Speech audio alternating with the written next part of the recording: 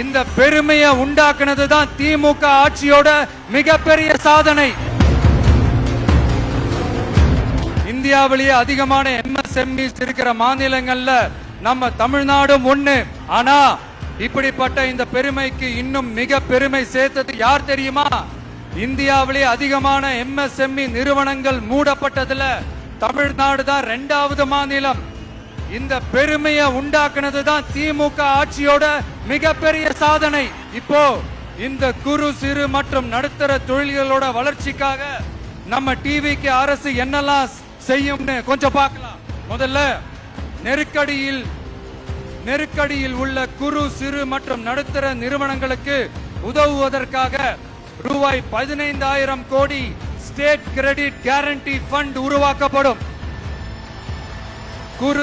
இரண்டாவது, குறு சிறு மற்றும் நடுத்தர நிறுவனங்கள் மூடப்படுவதற்கான மிகப்பெரிய காரணங்களில் ஒன்று 400% மேல உயர்ந்துள்ள பீக் ஹவர்ஸ் மின் கட்டணம்.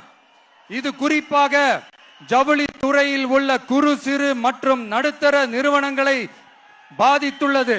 டிவிகே குறு சிறு மற்றும் நடுத்தர நிறுவனங்களுக்கான எம்எஸ்எம்இஸ் இந்த பீக் ஹவர்ஸ் மின் கட்டணத்தை நமது டிவிகே அரசு நிறுத்தி வைக்கும்.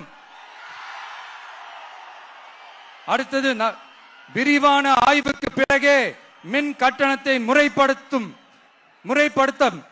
மேலும் குறு சிறு மற்றும் நடுத்தர நிறுவனங்கள் அடுத்து வரும் 5 ஆண்டுகளுக்கு 100% மின்சார வரி விலக்கை பெறும்.